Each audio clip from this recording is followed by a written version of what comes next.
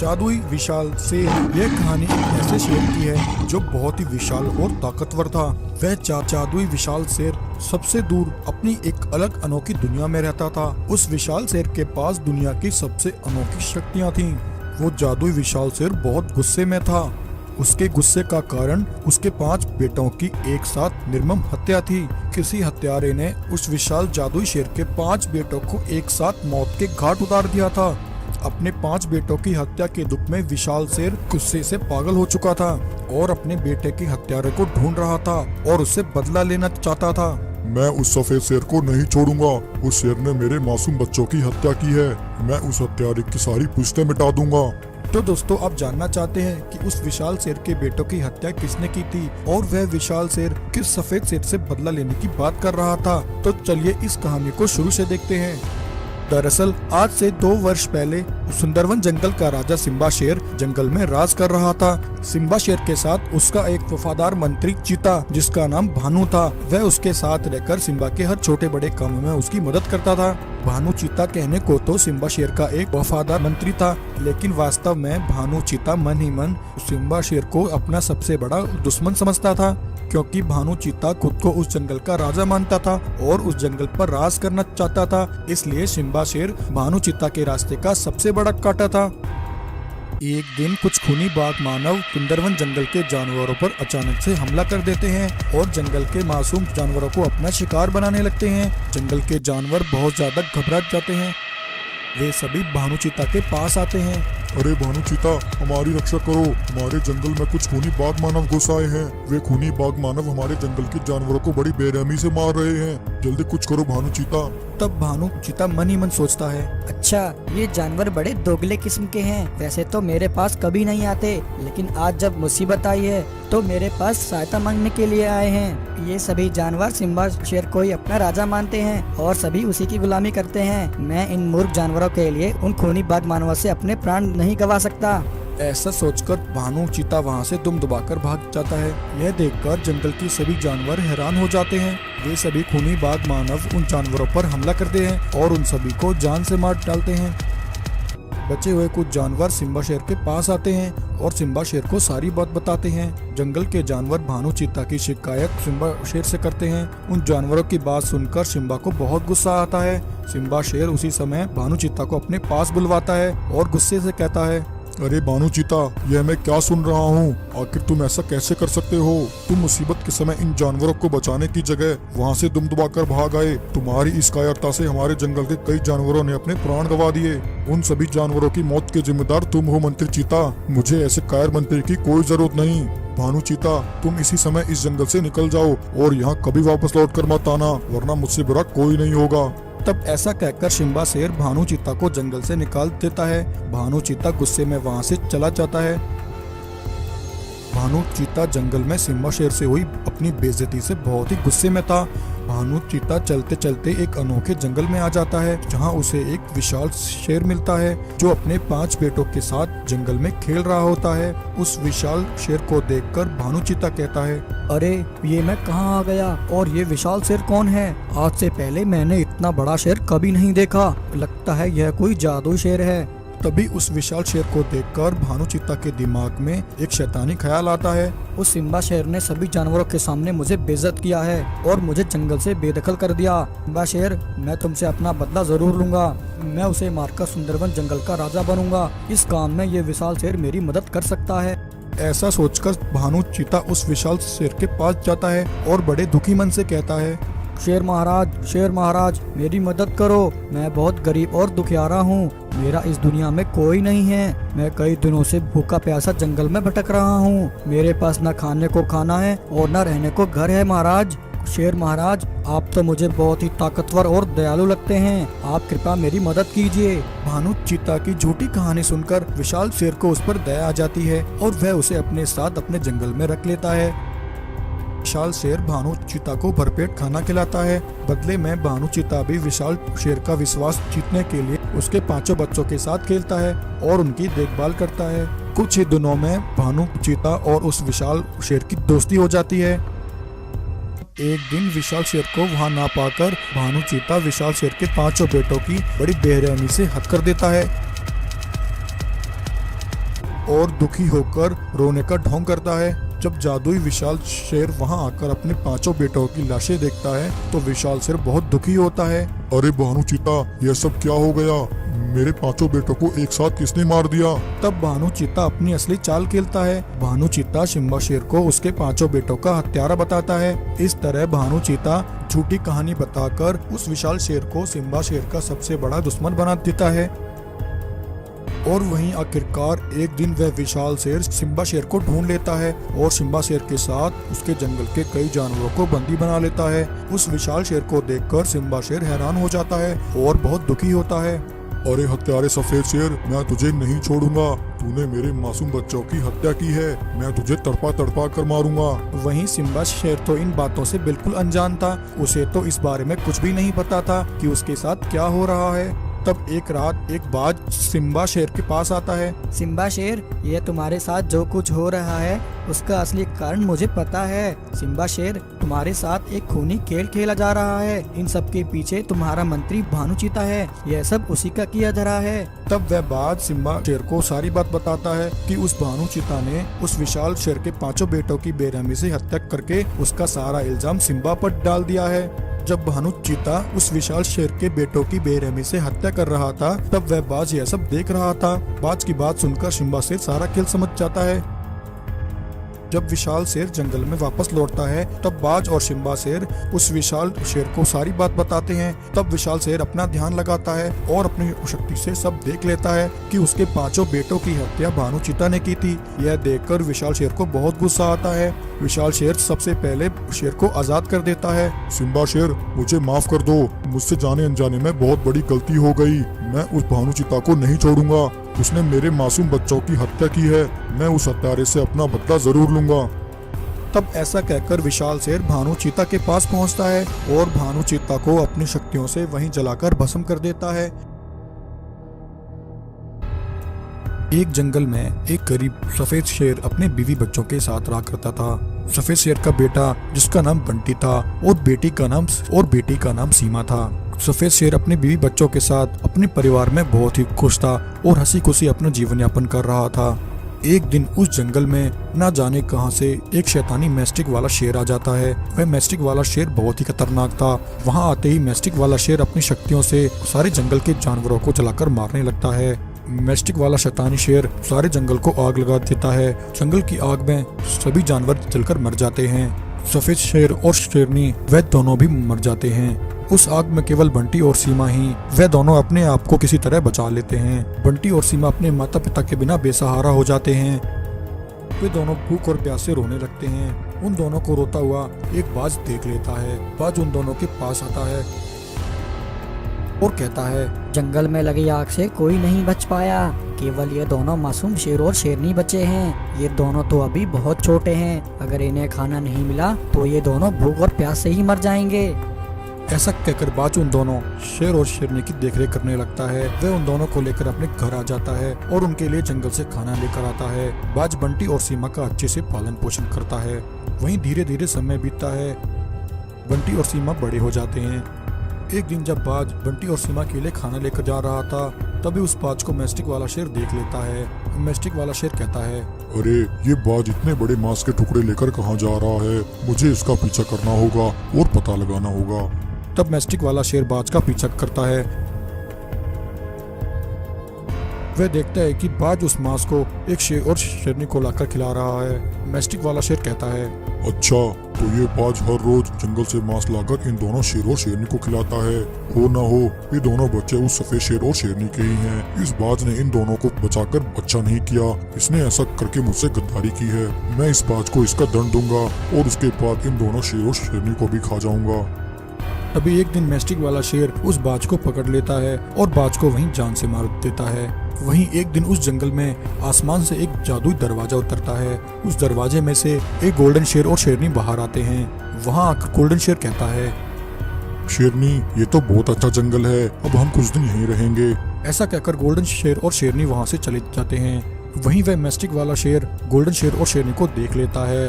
वह कहता है, अरे ये दोनों गोल्डन शेर और शेरनी यहाँ कहाँ से आ गए? ये दोनों तो बहुत शक्तिशाली हैं। अगर इन दोनों ने मुझे यहाँ देख लिया तो ये मुझे नहीं छोड़ेंगे। इससे पहले ये दोनों ऐसा करें, मैं इन दोनों को कैद कर लेता हूँ और इनसे इनकी शक्तियाँ छीन लेता हूँ। उधर उन दोनों गोल्डन शेर और शेरनी को जंगल में घूमते हुए बंटी और सीमा मिल जाते हैं। गोल्डन शेर सीमा और बंटी से उनके माता पिता के बारे में पूछता है। तब बंटी और सीमा उनको बताते हैं कि वे दोनों अनाथ हैं। एक बाज ने उन दोनों का पालन पोषण किया है। तभी गोल्डन शेर अपनी दृष्टि से देखता है कि एक मैस्टिक वाले शेर ने उनके जंगल में आग लगाकर सभी जानवरों को मार दिया था। उस आग में बंटी और सीमा के माता पिता भी जलकर मर गए थे और उस मैस्टिक वाले शेर ने बाज को भी मार दिया है। यह देखकर गोल्डन शेर हैरान हो जाता है और कहता है, शेरनी, वह मैस्टिक वाला शेर यहाँ धरती लोक पर भी आ गया है। हमें उसे तलाश करके उसे खत्म करना होगा, वरना वह मैस्टिक वाला शेर पूरे धरती लोक को तबाह कर देगा। तभी इतने में मैस्टिक वाला शेर वहां आ जाता है। मैस्टिक वाला शेर पीछे से आकर गोल्डन शेर और शेरनी पर हमला करने वाला होता है। तभी गोल्डन शेर को पता लग जाता है। गोल्डन शेर अपनी शक्तियों से मैस्टिक वाले शेर पर हमला करता है और उसे वहीं मार देता है। बंटी और सीमा गोल्डन शेर और शेरनी का धन्यवाद करते हैं। गोल्डन शेर बंटी और सीमा के लिए एक घर बनाकर देता है। फिर बंटी और सीमा उस घर में हंसी खुशी रहने लगते हैं। तो प्यारे दोस्तों, कैसी लगी आपको आज की हमारी कहानी? अगर आपको हमारी कहानी अच्छी लगी हो तो वीडियो को लाइक करें, शेयर करें और ऐसी ही मजेदार कहानियां देखने के लिए हमारे चैनल को सब्सक्राइब करें। दूर पहाड़ों में सुंदरवन नाम का एक छोटा सा बहुत ही खुशहाल जंगल था। वहाँ के जानवर बड़ी खुशी के साथ अपना जीवन यापन करते थे और बड़े मजे से हंसी खुशी जंगल में रहते थे। उस जंगल का राजा अब्दुल नाम का एक सफेद शेर था। अब्दुल शेर बहुत ही नेकदिल और ईमानदार था। वह अपने जंगल के जानवरों की हमेशा रक्षा किया करता था। अब्दुल सभी जानवरों को अपनी औलाद की तरह मानता था। इसलिए अब्दुल के इस व्यवहार को देखकर जंगल के सभी जानवर उसे अपना मसीहा मानते थे और अपने राजा से बहुत प्यार करते थे। अब्दुल शेर के पास कुछ जादुई शक्तियां थीं। वह अपनी उन शक्तियों से किसी का भी रूप धारण कर सकता था और जब चाहे अपने कई रूप लेकर जंगल के जानवरों की मदद करता था। अब जंगल में सब कुछ ठीक चल रहा था। एक दिन अब्दुल के जंगल में एक जादुई दरवाजा उतरता है और उस जादुई दरवाजे में से एक 3 मुंह वाला कालिया बाघ आग उगलता हुआ उस जंगल में आता है। वहां आकर वह 3 मुंहा बाघ कहता है, लगता यही वह जंगल है जहाँ वह अब्दुल नाम का सफेद शेर रहता है। मुझे उसे मारकर उसकी सारी शक्तियाँ छीननी है और इस जंगल पर अपना कब्जा करना है। उसे मारकर मैं इस जंगल का राजा बन जाऊंगा और फिर मैं अपनी एक बड़ी सेना तैयार करूंगा। ऐसा कहकर वह 3 मुहा बाघ अपनी आग से जंगल के जानवरों पर हमला करने लगता है और उन्हें अपनी आग से जलाने लगता है। यह देखकर जंगल में हाहाकार मच जाती है। जंगल के जानवर आग से बचने के लिए भागने लगते हैं। एक भालू किसी तरह बचकर अब्दुल शेर के पास आता है और उससे कहता है, महाराज हमारी रक्षा कीजिए। जंगल में एक आग उगलने वाला 3 मुहा बाघ घुस आया है। मुझे तो वह बाघ कोई दूसरी दुनिया का लगता है। महाराज, वह जंगल में हर तरफ अपनी आग बरसा रहा है और जानवरों को अपनी आग से मार रहा है। महाराज, कुछ कीजिए महाराज, वरना वह बाघ हमारे जंगल को जलाकर राख कर देगा। भालू की यह बात सुनकर अब्दुल शेर कहता है, अरे बालू, यह तुम क्या कह रहे हो? आखिर अचानक से कोई बाघ हमारे जंगल में कैसे आ सकता है? तुम चिंता मत करो और सभी जानवरों को यहाँ इकट्ठा करो। मैं अभी उस बाघ को जाकर देखता हूँ। मैं उसे जिंदा नहीं छोड़ूंगा। ऐसा कहकर अब्दुल शेर जंगल में उस 3 मुहे बाघ को ढूंढने के लिए निकलता है। अब्दुल शेर उस बाघ को हर तरफ तलाश करता है, लेकिन उसे वह 3 मुहा बाघ कहीं नहीं मिलता। वह 3 मुहा आग उगलने वाला बाघ एक बड़े पत्थर के पीछे छिपकर यह सब देख रहा होता है। मूर्ख सफेद शेर, तुम मुझे नहीं ढूंढ पाओगे। मौका मिलते ही मैं तुम्हें भी अपनी आग से जलाकर भस्म कर दूंगा। अब्दुल शेर के वहां से जाने के बाद वह 3 मुहा बाघ फिर से जानवरों पर आग से हमला करने लगता है। जंगल के जानवर उसकी आग से जलकर मरने लगते हैं। जब अब्दुल शेर वहां आकर जले हुए जानवरों को देखता है तो वह बहुत दुखी होता है। आखिर यह सब क्या हो रहा है? मैंने उस बाघ को हर जंगल में हर तरफ ढूंढा, लेकिन वह मुझे कहीं नहीं मिला। मुझे लगता है वह बाघ मेरे साथ कोई खेल खेल रहा है। अगर वह बाघ एक बार मेरे सामने आ जाए तो मैं उसे नहीं छोड़ूंगा। तभी वह 3 मुहा बाघ आग उगलता हुआ अब्दुल शेर के सामने आ जाता है। ले सफेद शेर, मैं तेरे सामने आ गया। तू मेरा कुछ नहीं बिगाड़ सकता। अब तू भी मरने के लिए तैयार हो जा। मेरी आग से कोई भी नहीं बच सकता। मैं अभी तुझे जलाकर भस्म कर दूंगा। यह सुनकर अब्दुल शेर कहता है, अरे दुष्ट बाघ, इस दुनिया में ऐसी कोई आग नहीं है जिसे बुझाया न जा सके। तेरे पास आग की शक्ति है तो मेरे पास पानी की शक्तियाँ हैं। मैं अभी तेरी इस आग को खत्म करता हूँ। ऐसा कहकर अब्दुल शेर अपने कई रूप प्रकट करता है और फिर अब्दुल शेर और सभी शेर मिलकर पानी की शक्तियों से बाघ की आग पर हमला करते हैं। शैतानी 3 मुँह वाले बाघ की आग पानी से बुझ जाती है। यह देखकर वह 3 मुँहा बाघ घबरा जाता है और वहां से भागने की कोशिश करता है, लेकिन इससे पहले सभी शेर मिलकर इस 3 मुँहे बाघ को घेर लेते हैं और उस पर हमला करके उसे जान से मार डालते हैं। यह देखकर जंगल के सभी जानवर बहुत खुश होते हैं और फिर जंगल के ऊपर से उस 3 मुँहा वाले बाघ का कहर खत्म हो जाता है। जंगल के सभी जानवर फिर से हंसी खुशी अपने जंगल में पहले की तरह रहने लगते हैं। दूर पहाड़ों के बीच एक घने जंगल में गब्बर शेर का राज था। गब्बर शेर बहुत ही शक्तिशाली और रहमदिल थे। गब्बर शेर पिछले 15 वर्षों से जंगल पर राज कर रहे थे। उन्होंने अपने जंगल के जानवरों का बहुत अच्छे से ख्याल रखा था, इसलिए जंगल के सभी जानवर गब्बर महाराज की बहुत इज्जत करते थे। परंतु गब्बर महाराज अब बूढ़े हो चुके थे। गब्बर शेर के 2 बेटे थे, वह दोनों जुड़वा भाई थे। एक भाई का नाम सिम्बा और दूसरे भाई का नाम रघु था। गब्बर के दोनों बेटे खूबसूरत सफेद रंग के शेर थे। सिम्बा और रघु दोनों अपने पिता गब्बर की बहुत इज्जत करते थे और उनकी हर बात माना करते थे। एक दिन गब्बर शेर जंगल के सभी जानवरों की एक सभा बुलाते हैं और कहते हैं, सुनो मेरे भाइयों, मुझे बहुत खुशी है कि मैं पिछले 15 वर्षों से इस जंगल पर राज कर रहा हूँ। मैंने बिना किसी स्वार्थ के पूरी ईमानदारी के साथ आप सबकी सेवा की है। परंतु भाइयों, अब मैं बूढ़ा हो गया हूँ। अब मैं इस जंगल को और नहीं संभाल सकता, इसलिए अब समय आ गया है कि मैं अपने दोनों बेटे सिम्बा और रघु को यह जंगल सौंप दूं। इस बारे में आप सब क्या कहते हैं, जरा मुझे बताइए। तभी एक भालू कहता है, हाँ हाँ महाराज, आप बिल्कुल सही कह रहे हैं। आपके दोनों बेटे सिम्बा और रघु बिल्कुल आप ही की तरह ईमानदार और नेक दिल हैं। मुझे पूरा विश्वास है वह दोनों भाई इस जंगल को अच्छे से संभाल पाएंगे। महाराज, आपको जल्द से जल्द सिम्बा और रघु का राज्याभिषेक करना चाहिए। तब यह कहकर सभा खत्म करके सभी जानवर अपने अपने घरों को लौट जाते हैं। परंतु वहीं भालू अपने घर जाने की बजाय दूसरे जंगल की ओर चल पड़ता है। वह भालू बहुत ही घमंडी और चालाक था। दरअसल वह पास के जंगल में रह रहे 2 खतरनाक और जालिम रंगीन बाघ और कालिया शेर का एक जासूस था। वह गब्बर शेर के जंगल की हर खबर कालिया शेर और बाघ को आकर सुनाता था। उस दिन भी भालू कालिया शेर और रंगीन बाघ को एक खबर देने आता है। महाराज, मेरे पास आपके लिए एक बहुत जरूरी खबर है। हाँ हाँ भालू, बहुत दिनों बाद दिखाई दिए हो, बताओ क्या खबर लेकर आए हो। महाराज, कल गब्बर शेर ने सभी जानवरों की सभा बुलाई थी। वह गब्बर शेर अपने दोनों बेटे सिम्बा और रघु को जंगल का नया राजा बनाने की बात कर रहा था। भालू, यह तुम क्या कह रहे हो? ऐसा कभी नहीं हो सकता। हमारे होते हुए गब्बर के दोनों बेटे कभी उस जंगल के राजा नहीं बन सकते। उस जंगल के आने वाले राजा हम हैं। कालिया शेर, मैं सही कह रहा हूँ ना? हाँ बाघ, तुम बिल्कुल सही कह रहे हो। हम उस बूढ़े गब्बर शेर को मार देंगे और उसके जंगल पर कब्जा कर लेंगे। उसके दोनों बेटों के तो अभी दूध के दांत निकले हैं, वह हमारा कुछ नहीं बिगाड़ पाएंगे। भालू, अब तुम मेरी बात ध्यान से सुनो। यह कहकर बाघ, कालिया शेर और भालू तीनों एक प्लान बनाते हैं।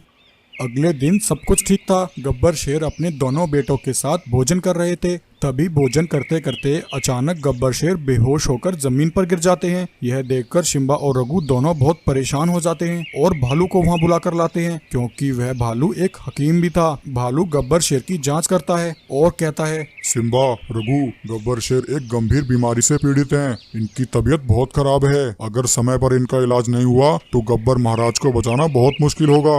अच्छा भालू हकीम, परंतु पिताजी की इस बीमारी को ठीक करने के लिए क्या करना होगा और उसमें कितना समय लगेगा? यहाँ से थोड़ी दूर काली पहाड़ी पर संजीवनी नामक एक जड़ी बूटी का पौधा है। तुम्हें वह जड़ी बूटी लेकर आनी है। उसे पिलाने के बाद महाराज 2 से 3 दिन में बिल्कुल स्वस्थ हो जाएंगे। ऐसा कहकर जासूस भालू गब्बर शेर की बीमारी की झूठी कहानी बताकर सिम्बा और रघु को जंगल से दूर भेज देता है। इसका फायदा उठाकर कालिया शेर और बाघ गब्बर शेर के जंगल में आ जाते हैं। वहां आते ही वह जंगल के जानवरों को मारना शुरू कर देते हैं। उधर जंगल के जानवर गब्बर शेर के ठीक होने के लिए दुआएं करते हैं, परंतु इसी बीच एक दुर्घटना हो जाती है। सही समय पर दवा न मिलने से राजा गब्बर शेर की मृत्यु हो जाती है। जब रघु और सिम्बा जड़ी बूटी लेकर जंगल वापस लौटते हैं, तब अपने पिता को मृत देखकर वह दोनों बहुत ज्यादा दुखी हो जाते हैं। पिताजी, यह आपको क्या हो गया? उठिए पिताजी, आप हम दोनों को छोड़कर कहाँ चले गए? भाई, लगता है हमने बहुत देर कर दी। पिताजी, हमें माफ कर दो, यह सब हमारी गलती के कारण हुआ है। उधर कालिया शेर और बाघ यह देखकर बहुत खुश होते हैं। भाई अच्छा हुआ वह बूढ़ा गब्बर शेर मर गया। अब उसके दोनों बेटे अपने पिता के गम में पागल हो जाएंगे और जल्दी हम इस जंगल पर कब्जा कर लेंगे। अब ऐसे ही कई दिन बीत जाते हैं। एक दिन सिम्बा और रघु दोनों भाई जंगल में निकलते हैं। तभी उनके सामने एक जादुई दरवाजा उतरता है और उस दरवाजे में से एक गोल्डन लायन बाहर आता है। गोल्डन लायन उन दोनों से कहता है, सिम्बा, रघु, तुम दोनों मेरी बात ध्यान से सुनो। तुम्हारे पिता के साथ धोखा हुआ है, उनके साथ गद्दारी की है। क्या गोल्डन शेर, यह तुम क्या कह रहे हो? कौन है वह धोखेबाज जिसने पिताजी के साथ गद्दारी की है? वह धोखेबाज गद्दार हकीम भालू है। उसने धोखे से खाने में जहर मिलाकर तुम्हारे पिता को मार डाला। दरअसल वह धोखेबाज भालू एक जासूस है। वह तुम्हारे जंगल की सारी खबर पास के जंगल में रह रहे कालिया शेर और बाघ को देता है। उन दोनों जालिमों ने भालू के साथ मिलकर तुम्हारे पिता को धोखे से मारा है। यह सुनकर रघु और सिम्बा बहुत दुखी हो जाते हैं और साथ ही उन्हें बहुत गुस्सा भी आता है। भाई, हम दोनों भालू, कालिया शेर और उस बाघ को नहीं छोड़ेंगे। तब गोल्डन शेर रघु और सिम्बा को अपनी कुछ शक्तियां देता है जिससे वह दोनों शक्तिशाली हो जाते हैं। फिर वह दोनों भाई कालिया शेर और बाघ को तलाश करते हुए उनके पास पहुंचते हैं। वहां जाकर वह धोखेबाज भालू, कालिया शेर और रंगीन बाघ तीनों पर हमला कर देते हैं और उन तीनों को अपनी शक्तियों से वहीं मार देते हैं। इस तरह वह दोनों भाई उन तीनों से अपने पिता की मौत का बदला ले लेते हैं और फिर उस जंगल का राजा बनकर उस जंगल को संभालते हैं। दूर किसी छोटे से जंगल में बंटी और सीमा नाम के एक गरीब सफेद शेर और शेरनी रहा करते थे। वह दोनों भाई बहन थे। उन दोनों के माता पिता नहीं थे। वे दोनों बचपन में ही अनाथ हो गए थे। बंटी और सीमा बड़ी मुश्किल से अपना गुजारा करते थे। एक दिन बंटी शेर जंगल से लकड़ियां काटकर अपने घर आता है। उसकी बहन सीमा शेरनी उससे कहती है, भैया, मांस उबालने के लिए पानी बिल्कुल खत्म हो गया है। मैं नदी से पानी लेने जा रही हूँ। तब तक आप लकड़ियाँ इकट्ठी कर लीजिए ताकि मांस को उबाला जा सके। बंटी शेर कहता है, ठीक है बहन, लेकिन ध्यान से जाना और जल्दी वापस लौट आना। ठीक है भैया, मैं जल्दी वापस आ जाऊंगी। ऐसा कहकर सीमा शेरनी पानी लेने के लिए नदी की तरफ निकलती है। थोड़ा चलकर सीमा नदी किनारे आ जाती है। सीमा जैसे ही नदी से पानी भरने लगती है तभी नदी में से एक 3 सर वाला शैतानी कालिया शेर निकलता है। वह शैतान कालिया शेर अपनी शक्तियों से सीमा को कैद कर लेता है और उसे पानी के अंदर ले जाने लगता है। उस 3 मुंह वाले शैतान कालिया शेर को देखकर सीमा शेरनी बहुत ज्यादा डर जाती है और चिल्लाने लगती है, बचाओ बचाओ, यह दुष्ट शेर मुझे नदी में घसीट रहा है। कोई तो मुझे बचाओ। लेकिन वहाँ कोई नहीं आता। दूर दूर तक सीमा की आवाज को सुनने वाला वहाँ कोई नहीं था। वह 3 सर वाला कालिया शेर सीमा को नदी की गहराई में ले जाता है। उधर शाम हो जाती है। अपनी बहन सीमा के इतनी देर तक न लौटने पर बंटी शेर परेशान हो जाता है। अरे यह क्या, शाम हो गई है, सीमा बहन पानी लेकर अभी तक वापस नहीं आई। लगता है कुछ गड़बड़ है। मैं नदी पर जाकर देखता हूँ। तब बंटी शेर नदी की तरफ निकलता है। वह नदी पर आकर सीमा को हर तरफ देखता है। सीमा की पानी की बाल्टी वहीं पड़ी होती है, लेकिन बंटी को सीमा कहीं नजर नहीं आती। बंटी शेर अचानक नदी में कूदकर अपनी बहन को वहां तलाश करने लगता है, परंतु थोड़े ही समय में उसका पानी में दम घुटने लगता है। बंटी शेर पानी से बाहर आ जाता है। वह बहुत दुखी हो जाता है और रोने लगता है। तभी पेड़ पर बैठा एक बाज सफेद शेर को देख रहा होता है। वह बाज बंटी शेर से कहता है, बंटी शेर, तुम्हारी बहन को एक 3 सर वाला शैतानी कालिया शेर उठा कर ले गया है। इस नदी की गहराई में उस शैतानी कालिया शेर की गुफा है। वह तुम्हारी बहन को वहीं लेकर गया है। वह शैतानी कालिया शेर बहुत खतरनाक है। मुझ पर तो शराब लगा हुआ है। मैं पानी के अंदर नहीं जा सकता, इसलिए मैं तुम्हारी बहन को नहीं बचा सका। लेकिन बंटी शेर, तुम्हें अपनी बहन को जल्द बचाना होगा, वरना वह शैतान शेर तुम्हारी बहन को मारकर खा जाएगा। बंटी शेर कहता है, लेकिन बाज भाई, मैं अपनी बहन को कैसे बचा सकता हूँ? पानी के अंदर जाते ही मेरा दम घुटने लगता है। मैं इस नदी के नीचे जाकर अपनी बहन को कैसे बचाऊं? तभी वह बाज अपनी शक्ति से बंटी शेर के सर पर एक जादुई बुलबुला बना देता है। ये लो बंटी शेर, ये एक जादुई बुलबुला है। इससे तुम नदी के अंदर सांस ले सकोगे। अब जाओ और जाकर अपनी बहन को उस शैतानी शेर से बचा लो। यह सुनकर बंटी शेर नदी में छलांग लगा देता है और जादुई बुलबुले के साथ पानी में तैरता हुआ नदी की गहराई में आ जाता है। रास्ते में बंटी शेर देखता है कि जंगल के कुछ जानवरों को वहाँ किसी ने पिंजरे में कैद कर रखा होता है। बंटी शेर कहता है, अरे भाइयों, तुम सबकी ऐसी हालत किसने की? तुम्हें यहाँ किसने कैद किया? शेर भाई, यह काम उसी 3 मुंह वाले शैतानी कालिया शेर ने किया है। उसने नदी किनारे पानी पीने आने वाले सभी जानवरों को कैद कर लिया है और अभी अभी वह शैतानी शेर एक शेरनी को बंदी बनाकर यहाँ लेकर आया है। यह सुनकर बंटी शेर कहता है, अरे भाइयों, वह शेरनी मेरी बहन सीमा है। मैं अपनी बहन को ही तलाश करने यहाँ आया हूँ। मुझे बताओ वह दुष्ट शेर मेरी बहन को किस तरफ लेकर गया है और मैं उस शैतानी शेर को कैसे मार सकता हूँ?